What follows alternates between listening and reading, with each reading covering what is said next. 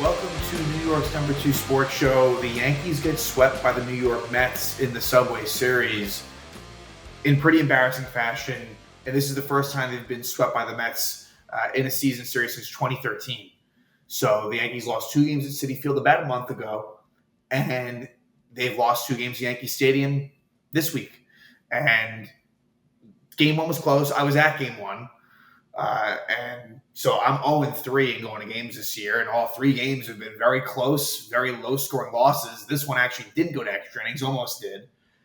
And then game 2 of this set was a blowout, close for a bit, and then the Mets broke out, and game was pretty much over halfway through.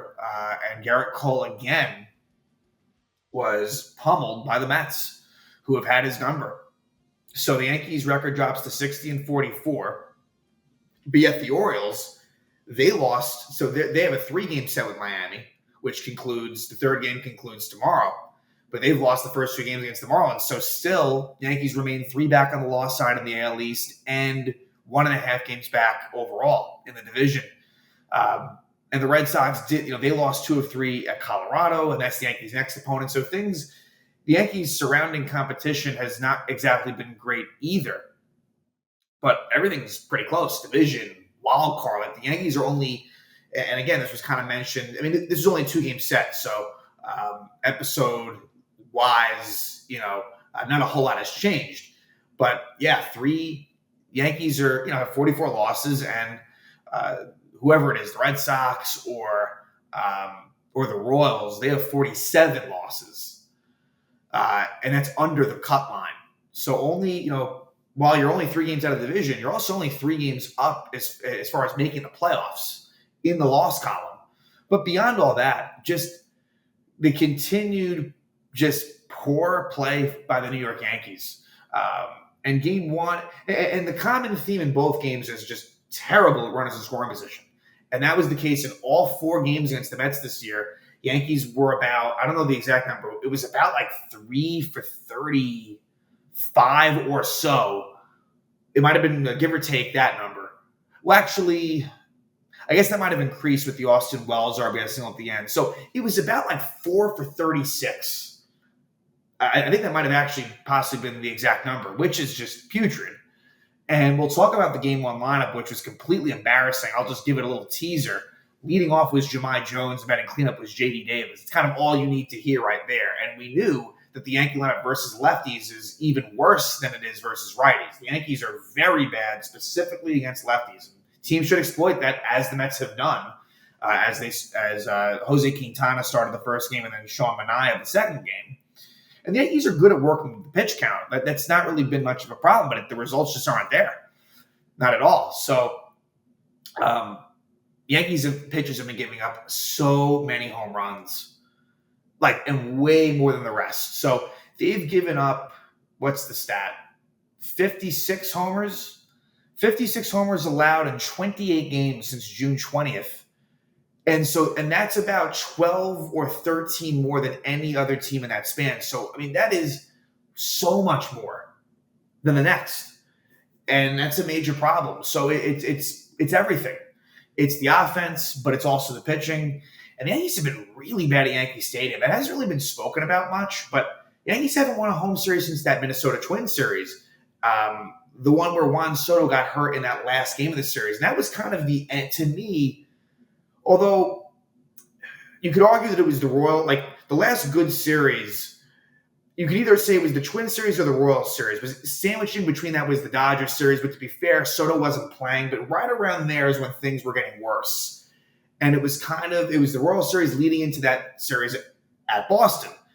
And so now, where I was hoping things would come full circle with the series at home against the Red Sox, whatever it was a few weeks ago, now they go back to Fenway. And to be honest, even though the Red Sox have been struggling coming out of the All-Star break, I'm not too confident the Yankees are going to do a whole hell of a lot. All this to say, we're less than a week away from the trade deadline. And the Yankees need to make multiple significant moves. A, I'm not so sure that will happen. And B, even if it does, I'm not so sure that Cashman will be able to pull off a great deal. He has shown in recent years that these deadline acquisitions have not been not been the best. Even if the intentions were right, the results haven't been great. So I say we jump right in, and I think we'll probably be devoting a little bit more time to game one, considering that it was closer. And so more more strategies and decisions to kind of discuss and lament. But again, I was at this game, and so my vantage point and perspective is a little bit different than it would be if I was watching on TV. But the pitching matchup was Jose Quintana for the Mets, who pitched pretty well. He got the win, 5 innings, 3 hits, 1 earned run, 5 walks, 6 strikeouts, and gave up a home run to Gleyber Torres. Now, the 5 walks is a little misleading because I want to say at least 2 or 3 of those were against Judge. So it wasn't like he was necessarily wild, but he did what he had to do. He did throw 94 pitches in 5 innings, but hey, that's, if you're a Met fan, you're taking 5 innings, 1 run all day long. But the Yankees, Luis Gil, who pitched well, and actually had a pretty similar line to Quintana. 5 innings, he had a no decision, 4 hits, 1 earned run, 1 walk, and 6 strikeouts. Things kind of got away from him a little bit in the 5th, where he allows it's a hit by pitch to Francisco Lindor with the bases loaded that leads to the Mets tying the game up at that point. But let's talk about the Yankee lineup. And we knew that the Yankees had not faced a left-handed starter in quite some time. So you didn't exactly know what the lineup would look like, but I mean, it's just ridiculous to have Jahmai Jones leading off is still asinine, and J.D. Davis cleaning up. Where J.D. Davis has not done anything in his brief appearances with the Yankees, and he hadn't played in honestly, might have been 3 weeks. It'd been a long time since J.D. Davis was even in there, and that's who you're going to have behind Judge. I'm not saying the alternatives were great at all, but I digress.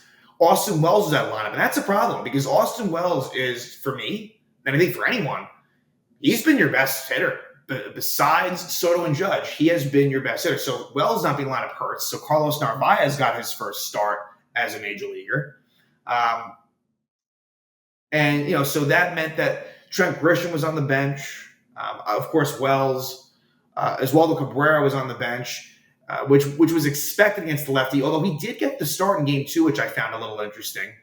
But then also Ben Rice, who had been struggling lately, was not in there. So more of a right-handed heavy lineup. Alex Verdugo was in there. And actually, Verdugo looked a lot. He did look better in these 2 games. So I'll give him that. He did.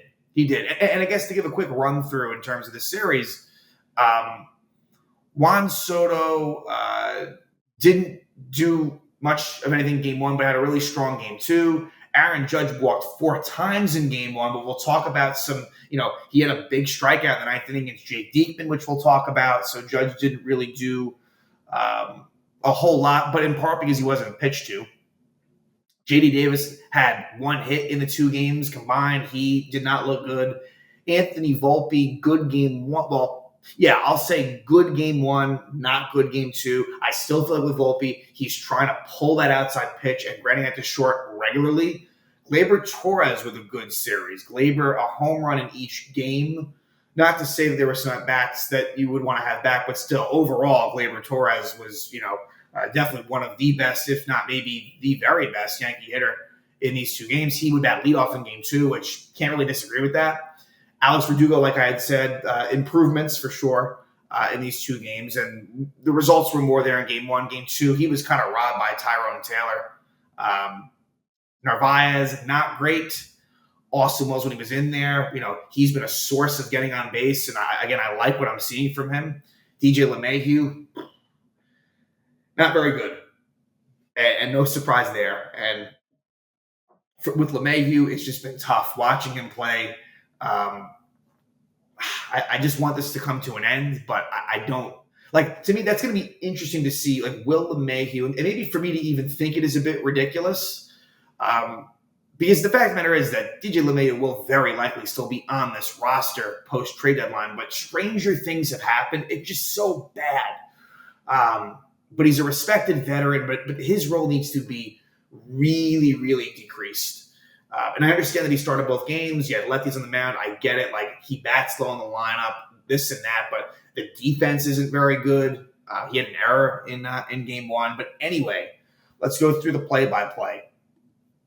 And bottom of the 2nd, Yankees get on the board. Gleyber Torres hits his 9th homer of the year. opposite field homer, and that's when Glaber is effective, taking advantage of that short porch Yankees stadium. He needs to be thinking opposite field, and so he homers to give the Yankees a 1-0 lead. Then let's go to, well, I guess the point is, like J.D. Davis, after Judge walks, Davis strikes out in the first, and then it's a double play in the third. So, again, not good there. Fourth inning is an interesting time. Volpe singles, goes to second on a wild pitch, and then Glaber walks. So it's first and second, no out. And Alex Verdugo, it ends up being a sac bunt. Now, I think, and I guess this makes more sense, although I don't agree with it at all. I think Verdugo might have been bunting for like a hit, but it ends up being a sac bunt, which it wasn't something that I was thinking about that he was bunting for a hit. For some reason, like that never came to my mind. Either way, I disagree with it. In the fact that Verdugo in the first at-bat against him, he had actually, he had actually worked a walk. And you have Carlos Narvaez and DJ LeMahieu coming up. To do that there just doesn't make sense. And plus, hey, Quintana had just walked Glaber. Maybe Verdugo walks, and Verdugo himself walked before that. And then you have a bases loaded, no out situation. The whole thing is different. Anyway, Verdugo sack bunt, second and third one out. Narvaez strikes out. LeMahieu flies out. So it's a big missed opportunity. And both teams in this game stranded a lot of base runners. It wasn't just the Yankees, the Mets too. Fifth inning, a fortunate hit for Jeff McNeil, who he's been really good lately. McNeil's had a very tough season, but of late hitting for power, which we'll see in this game. And he was a thorn on the Yankee side. But McNeil single, Torrens, the former Yankee, singles, and then Tyrone Taylor. Yankees kind of catch a break where Tyrone Taylor, it should have been an extra base hit, but Jeff McNeil was kind of caught in between and ends up only getting to third. So it's a deep single for Taylor, leading to bases loaded, no out. Former Yankee Harrison Bader flies out to shallow right, no advance. But then Francisco Lindor is hit by a pitch to tie the game up at 1. And so now we head to a bases loaded, 1-out situation, 1-1 tie game. But Heel is able to get the job done. Nimmo strikes out, and JD Martinez flies out. So all in all, Heel, you would have liked him to maybe get through 6 innings. That's the one gripe I would have. But Heel was good. And it was a nice bounce back for him after the Mets got to him last time. So we've seen that a couple times with Heel, where versus the Orioles and the Mets, bad starts, but then turn to good starts. Again, a lot of encouragement for Luis Heel, who I'm still very high on, as long as he can stay healthy and the command is there. So 5th inning, after a Judge 2-out walk, J.D. Davis strikes out. Whenever Giancarlo Stanton comes back, and I hope that somehow it's versus the Red Sox, although I don't think it will be, but whenever that day does come, regardless of the deadline, I think J.D. Davis is not long for this roster. At least you wouldn't think. You wouldn't think. I mean, maybe they give him a little bit more runway, but it's been tough. And now versus the Red Sox, you got 3. The next 5 games, in fact, I'm pretty sure are against right-handed starting pitching. So that's the way it's been too. The way it's been working out is it's been like stretches at a time. Bunch of righties and a bunch of lefties. So Davis can't even really get into much of a rhythm as he's kind of out of the mix for a while. And he's not much of a pinch hit candidate, although there might be spots when I guess they'll consider it. Anyway, Michael Tonkin, who had started the year with the Mets, he comes on in the 6th, and Pete Alonso gets a leadoff double. Then Vientos lines out to center to move Alonso over to third. Run around third, 1 out.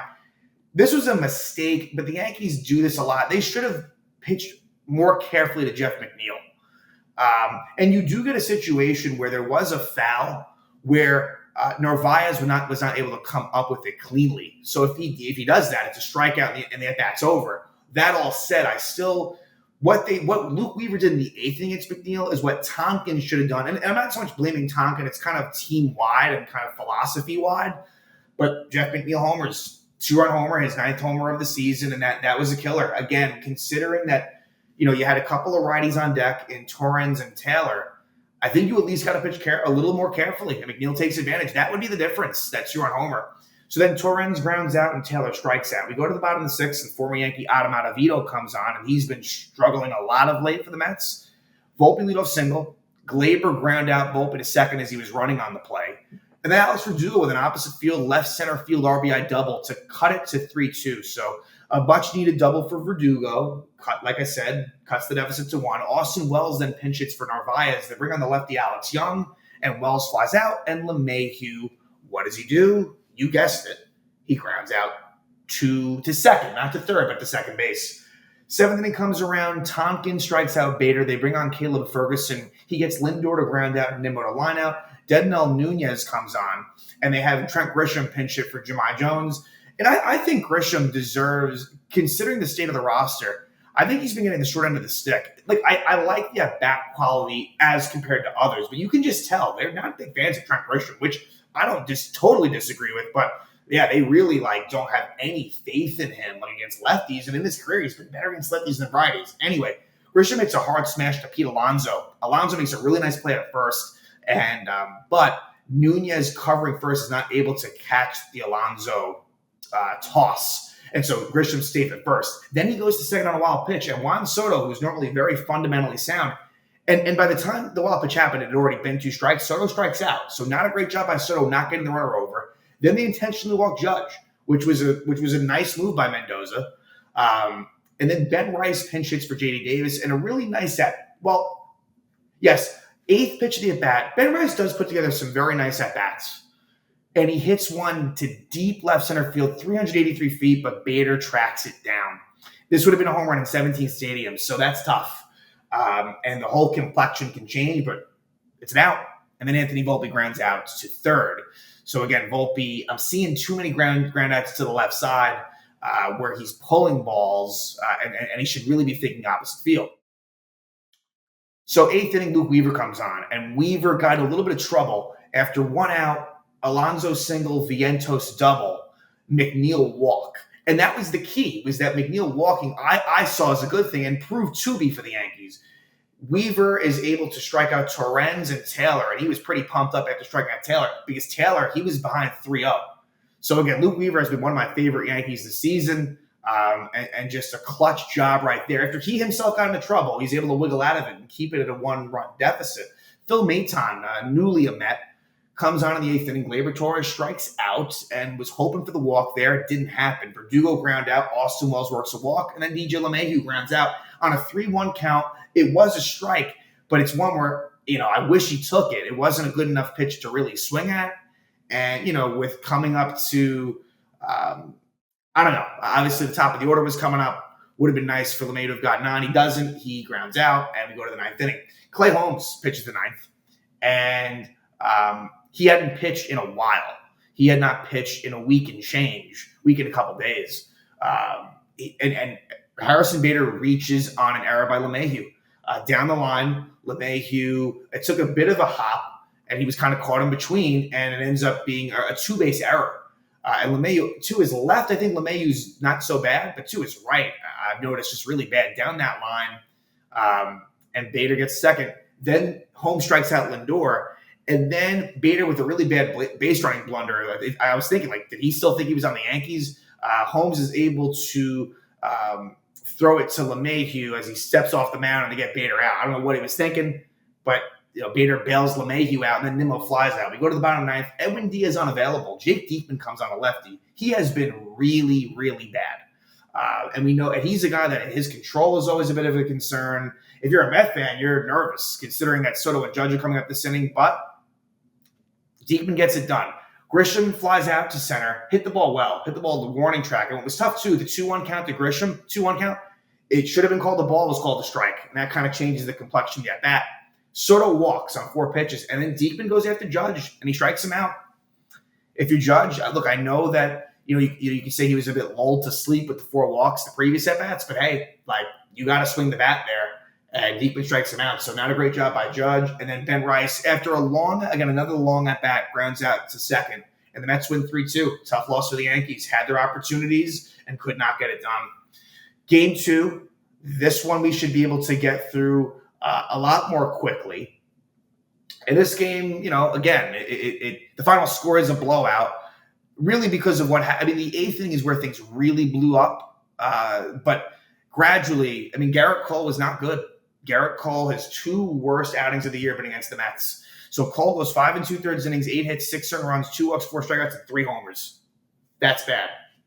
And, and the Yankees really, needed the win. Well, needed is not the right word, but, they've been going through it, and Cole comes up small. And for the Mets, Sean Manaea, Not the prettiest outing, but he keeps him in it. And that's, we've seen these lines a lot versus the Yankees where they don't go particularly deep, but they don't give up that many runs. 4 and 2/3 innings, 3 hits, 2 earned runs, 4 walks, 4 strikeouts, and a couple of homers. And so the Yankee lineup in this game, a little bit better, where Gleyber Torres leads off. And don't be surprised to see that versus lefties. I still think versus righties, I would think they'll still go back to Ben Rice.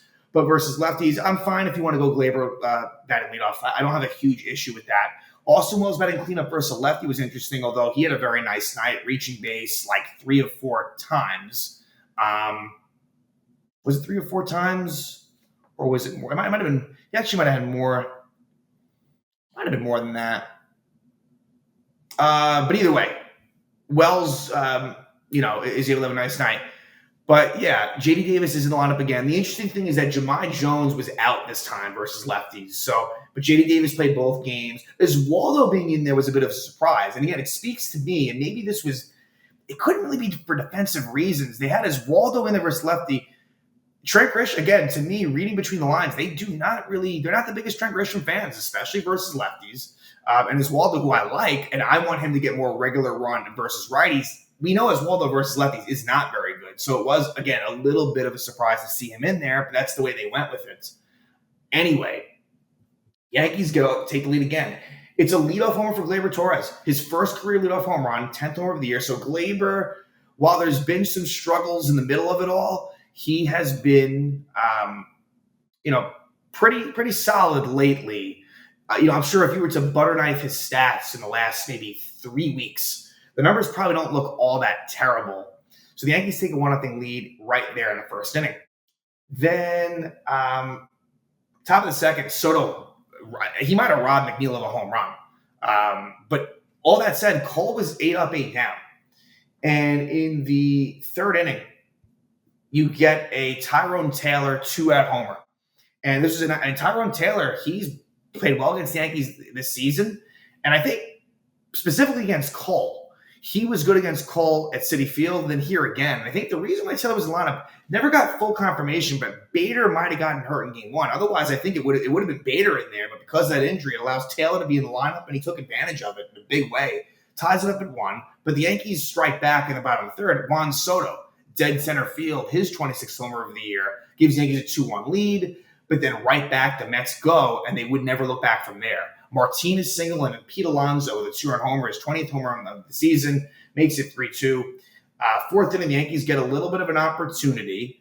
And again, Volpe was frustrating in this game, where he struck out in the first inning, where the Yankees had a runner on second, and then in the fourth, after a leadoff walk by Wells, grounds into a force out. Verdugo strikes out, J.D. Davis singles, and then DJ LeMahieu grounds out to third, and that's about as classic and typical as you'll find. So that kind of ends the stretch of innings where both teams would respond. The Yankees couldn't do it, and to make matters worse in the fifth, Mets take an even bigger lead. Tyrone Taylor single, Francisco Lindor, 2-run homer, his 20th homer of the year, gives the Mets a 5-2 lead. We'll go to the fifth, and again, Volpe, especially now looking back at it, he really was someone who messed up in a lot of big spots in this one. 2-out rally for the Yankees. Soto walk, Judge hit by pitch, Wells walk. And now Adam Ottavino comes on. And like I said, Ottavino he's been struggling lately. The Yankees got to him in the first game. Volpe grounds out. It was an outside pitch on a 2-1 count, and he grounds out to short. Sixth inning would be the end of the line for Cole. 1-out double McNeil.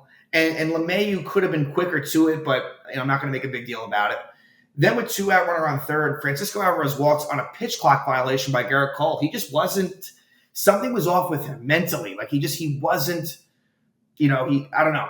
Cole was not himself in this game. But you also wish that Wells could have – that should never happen there. Pitcher and catcher. But Alvarez walks as a result. And then Tyrone Taylor is able to kind of dunk a single over Gleyber Torres. And this was a close thing caught, but not. And so Taylor RBI single makes it 6-2. Cole is out. Tim Hill, the lefty, comes on and finishes out the inning. Bottom of the sixth, Danny Young, lefty, comes in. Verdugo is robbed by Tyrone Taylor, a line out.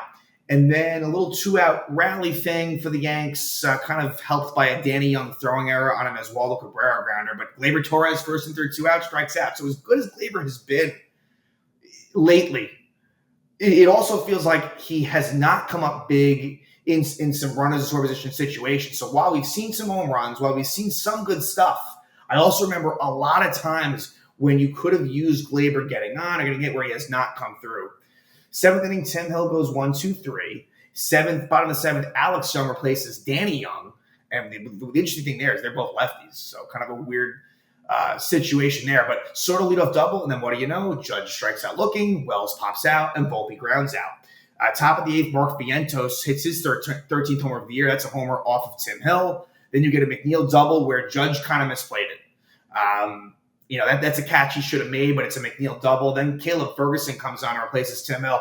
I kind of hope this is the end of the line for Caleb Ferguson. I don't know that it will be, but he gets touched up. Iglesias single, Alvarez strikeout. Tyrone Taylor, Ferguson did get the job done here, and as Waldo Cabrera, it doesn't make a good throw. The situation was, I believe, first and third, 1 out, 7-2 game. And they had, who was the runner? McNeil basically dead to rights at home, but Cabrera with not a great throw. McNeil safe. Everyone's safe. 8-2. And the next batter with the big blow, even though it was already over. Lindor, 3-run homer, second homer of the night, 21st homer of the season off of Ferguson, makes it 11-2. Yoendris Gomez comes on, and he gets into some trouble, eventually leading to a Mark Vientos sac fly, makes it 12-2 Mets. Gomez would finish out the game. He would go 1 2/3 innings. In the bottom of that, the Yankees would score 1 run off of Adrian Hauser, 1-out double for Gleyber. Then with 2 out, Brandon Rice hit by a pitch. RBI single for Austin Wells. Then Anthony Volpe, fittingly, he ends the game striking out, and the Mets win 12-3.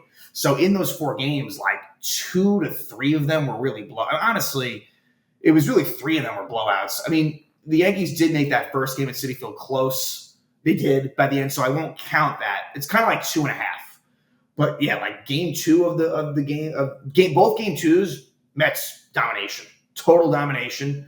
And so now the Yankees will head to Fenway Park this weekend and face a Red Sox team that out of the break is 1-5. Got swept against the Dodgers, lost 2 of 3 against the Rockies.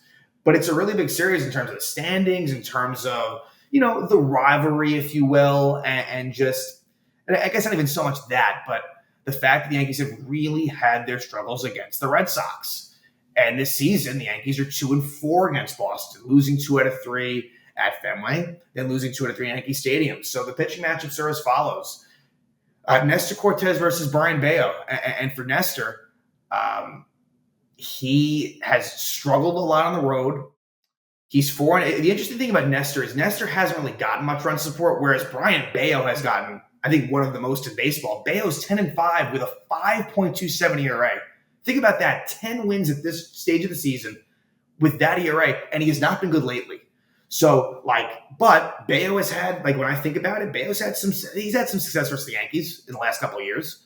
And so, again, I could see Nestor getting hit up pretty good against Boston. Now, he did have a good outing against them at home a few weeks ago, for what it's worth.